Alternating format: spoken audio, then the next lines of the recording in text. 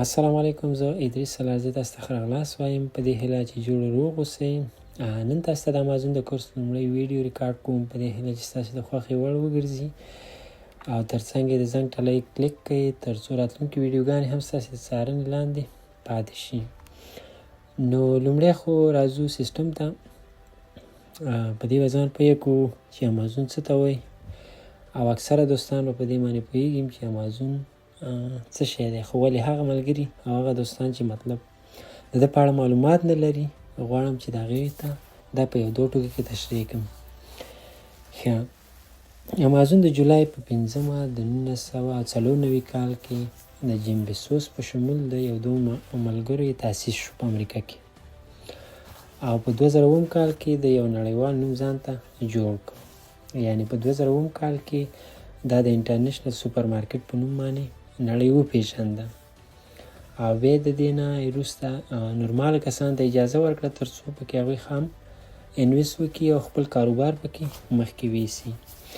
ښه، لکه څنګه چې تاسو به وینئ او البته یوټیوب کې نور پلیټفارمونو کې چې خلک د امازون کورس په د پیسو بدل کې تاسو ته وړاندې کوي، خو ولې دلته به انشاءالله بالکل فری او سپورټ هر څه مشکل هر ستونزه چې وه تاسو ته به دلته حل و فصل کېږي.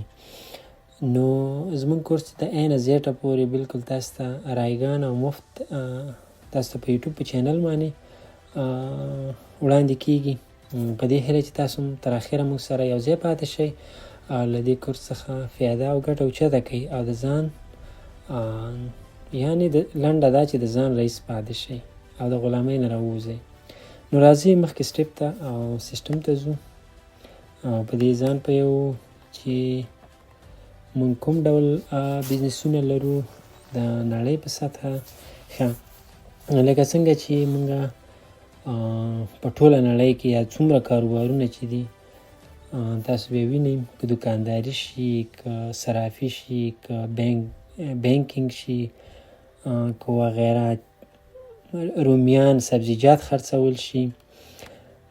لکه موږ زیات تجارتونه لرو، کاروبارونه لرو، خو د دې خاص موږ په دوه نومونو باندې پیژنو په ټوله نړۍ کې چې هغې ته کامرس او ای کامرس وایي، یعنې فزیکي تجارت او آنلاین تجارت.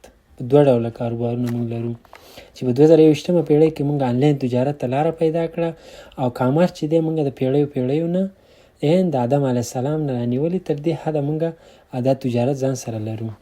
ښه، اوس به موږ په دې باندې یو تشریح ورکړو چې کامرس څه رقم او غیر ای کامرس څه رقم کار دی. ما خو ته لنډه تشریح تاسو ته درکړه چې آنلاین او فزیکي، که نه. اوس راځو لکه څنګه چې کامرس دی.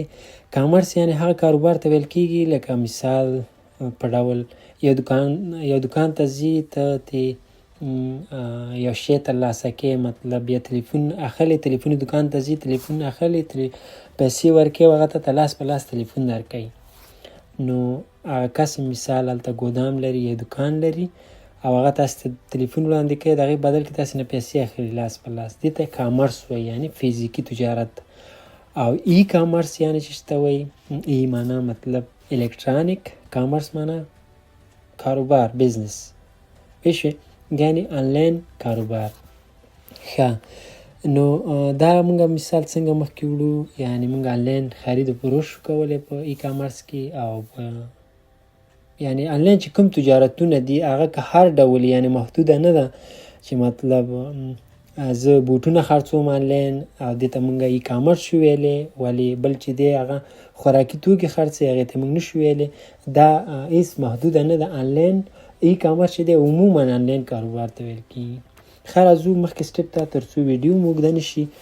لومړی په دې سټیپونو خلاص ځان پوهوو او بیا راځو عملي کار ته او انشاءالله عملي کار مخکې وړو انشاءالله. ښه، بل سټیپ ته ځو. ښه، کامرس لکه څنګه چې موږ د دې پروجیکټ باندې کار کوو چې امازون کې موږ خپل کاروبار څنګه مخکې ویسو، نو موږ کولی شو امازون کې په درې ډوله باندې خپل کار مخکې ویسو په ای کامرس کې. نو یو بی ټو بی دی او یو بی ټو سی دی او یو سی ټو سی دی.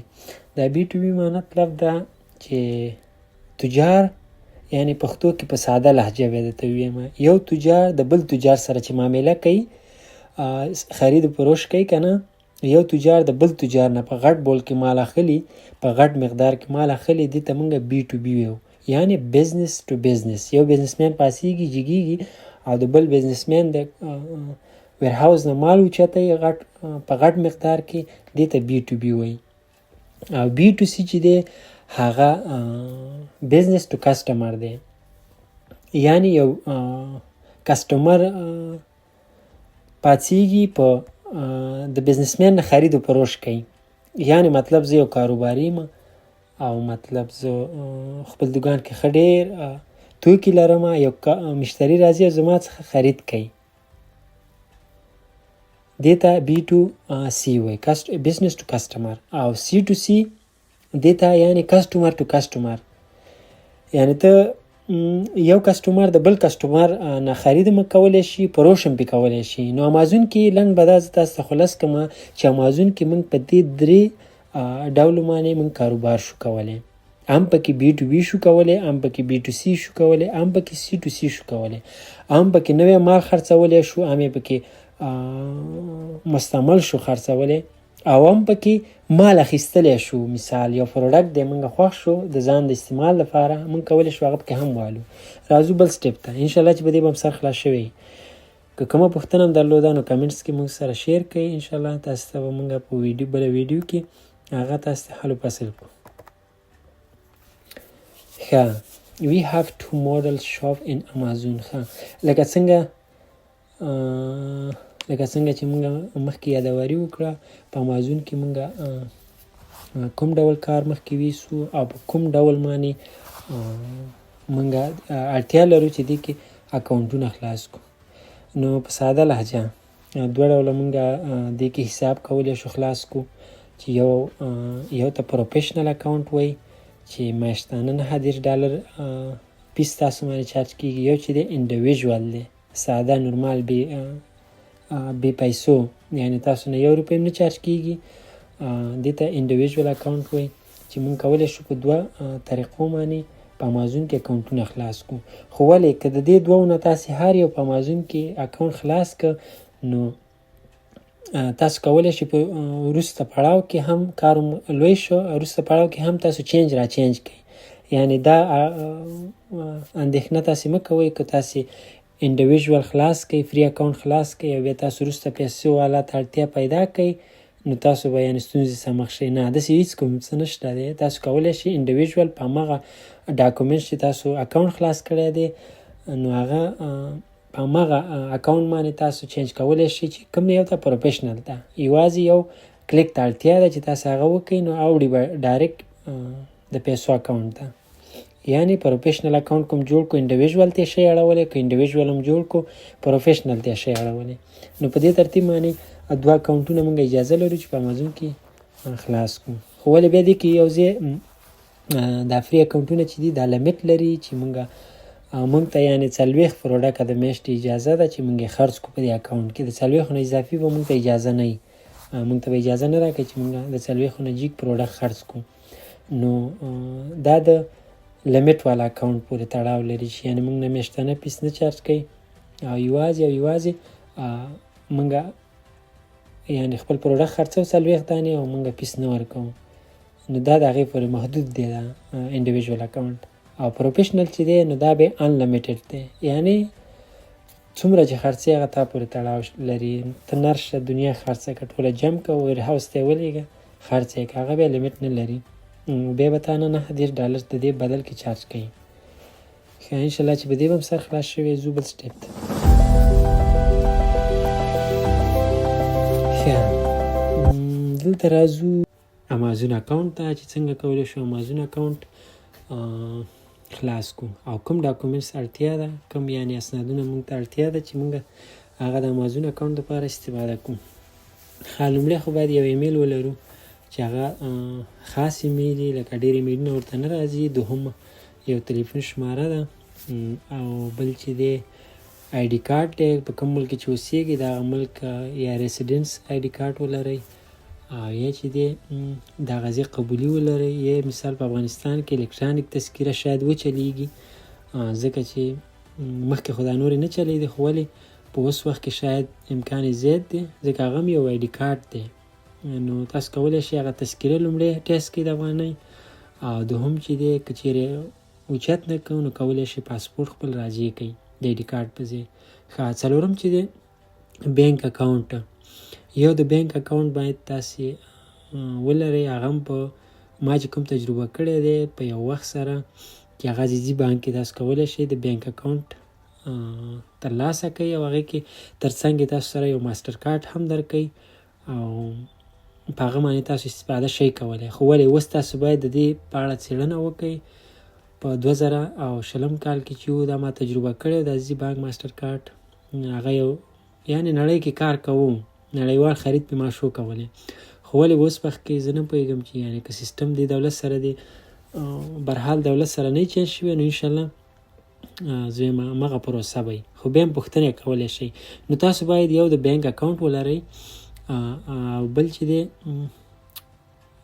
دوهم پنځم چې دی تاسو باید ډیپوزیټ میتھډ ولرئ، که نه مطلب یعنې په امازون کې چې کوم خریداري تاسې وکړئ او بیرته پیسې ته لاسته راوړئ، او پیسې مثال غواړئ چې تاسو ته امازون پیسې ترانسفر کړي، نو هغې تاسې ستاسې اکاونټ ته ډایرکټ نه ترانسفر کوئ، بلکې تاسې باید د پینیر اکاونټ ولرئ. پینیر اکاونټ په مثال د پیپال دی، خو ولې پیپال دوی سره قرارداد کوم کانټراکټ نه لري، نه پوهېږم هغه د دوی شخصي اختلاف دی که څه حساب دی. خو ولې پینیر اکاونټ زما په ان باندې دا زه خپله هم استفاده کوم، پینیر اکاونټ چې دی بهتره وي په شمول د نور اکاونټونو. تاسو کولی شئ دغه پینیر اکاونټ جوړ کړئ او بیا وصل کړئ د امازون اکاونټ سره، چې هغه څنګه وصلیږي هغه به زه تاسو ته ښیم. نو اوس راځم دې کې تاسو ته تشریح در کوم، یوازې تشریح ته متوجه شئ، نور چې څنګه جوړیږي او څنګه کار کوي هغه بیا زه تاسو په راتلونکو ویډیوګانو کې تشریح کوم. انشاءالله تاسې دا ویډیوګانې تعقیب کوئ، زنګ ټلی حتمي ووهئ تر څو یعنې ستاسې د څارنې لاندې نورې ویډیوګانې م راشي. ښه، په شپږم قدم کې ټیکس انفو، یعنې د ټیکس معلومات او انفارمیشن چې مثال تاسې نه امازون غواړي. خو زه چې څونه خبر یم او ما چې څومره معلومات کړي دي په افغانستان، پاکستان، دوبۍ او سعودي عرب وغیره داسې نور هغه کشورونه د اسیایي چې یعنې د لیمیټ کشورونه دي د اسیایي چې هغې کې ټیکس نمبر ته اړتیا نشته دی، هغې په ځای کولی شئ خپل د آی ډي کارت یا د تذکرې نمبر تاسې یا د پاسپورټ نمبر د ټیکس د نمبر په ځای شامل کړئ. نو تاسې نه د ټیکس نمبر غوښتنه هلته نه کوي، خو ولې اوپشن کې تاسو ته راغی نو تاسو کولی شئ د خپل تذکرې یا شناختي کارت یا د پاسپورټ نمبر تاسې سبمیټ کوئ ورته، نو انشاءالله هغه خلاصوي. ښه، په اووم قدم کې چې دی د یو کال نه تر 6 میاشتو پورې د بینک سټیټمنټ تاسو نه غواړي، چې هغه بینک سټیټمنټ یعنې د بینک حسابونه، لکه ستاسو بینک اکاونټ ته څومره حساب جمع شوی دی په تیرو 6 میاشتو کې یا په تیر یو کال کې، او څونه دې ویستي دي، څونه ستا اکاونټ ته راغلی دي. د دې چې کله بینک ته لاړ شئ او هغوی ته ووایئ چې زما سټیټمنټ په کار دی، یا اې ټي ایم ماشینونه هم کولی شئ تاسې په اتوماتیک ډول وباسئ، نو هغه سټیټمنټ تاسو ته په کار دی چې تر څو د اکاونټ کې تاسې نه غوښتنه کوئ او هغه ورته سبمیټ کوئ. ښه، انشاءالله چې په دې به سر خلاص شوی. یو ځل یې بیا خلاص درته تکراروم، ایمیل ادرس دی، تلیفون نمبر دی، نیشنل آی ډي ده، مثال کوم ملک چې اوسېږي د هغه ملک اسناد معتبره، او بینک اکاونټ دی. یعنې بینک اکاونټ نه مطلب دا چې یعنې یو ماسټر کارت ته باید ولري انټرنیشنل، او یو چې دی ډیپوزیټ میتھډ دی چې هغه لکه څنګه چې مې مخکې مثال درک پینر دی، یا پینر ته ورته نور اپلیکیشن په بعضې کشورونو کې کار کوي چې هغه به تاسو د چټ جی پي ټي نه هم کولی شئ معلومات ترلاسه کړئ. او د ټیکس انفو خو مې هم تاسو ته تشریح کړه چې ټیکس نمبر دی. او اووم قدم کې چې دی سټیټمنټ دی.